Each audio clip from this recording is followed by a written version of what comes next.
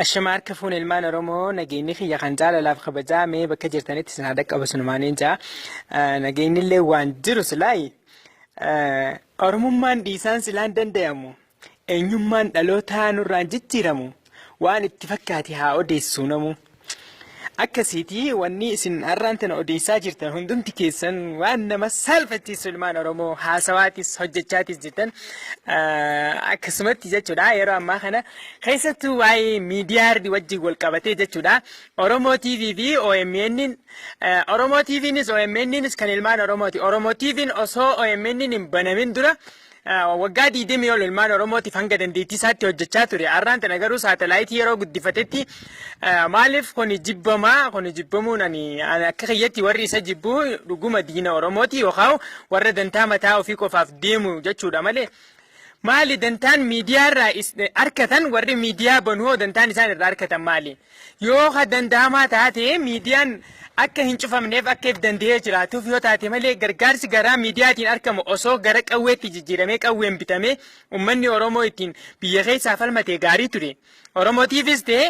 gargaarsa walitti qabatu waan ittiin miidiyaa isaa jiraachisuun ala yoo qawweedhaan akka ummataaf bitamu godhe Oromiyaa miidiyaa neetworkiinis waan ittiin hojjettoota isaa danda'ate ittiin if jiraachisu yoo taate malee maallaqa gargaarsa harkatu akka qawweedhaan ummata Oromootiif bitu kana kan silaa yaadamuu qabu garuu anumatu nama caala anatu si caala jechuutu wal caale qabsoo Oromootis tanaatu sakaale okay akkasiiti qabsoon teenyas sakaalamtee jirti anatu nama caala sinjayna yeroo ammaa kana waan baay'ee uumtanii qabsoo Oromoo sakaalaa jirtanii keessattuu dubbii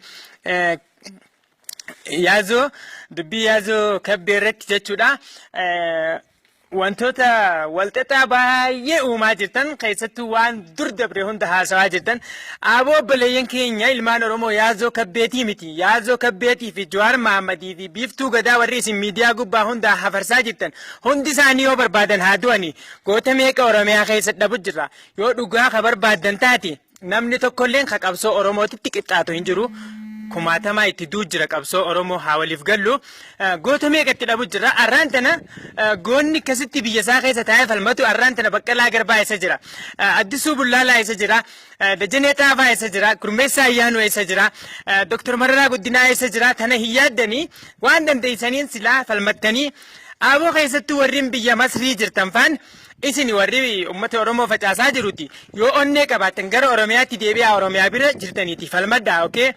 kanaan ala dubbii takka dadhabnee jirra ammaan booda galatooma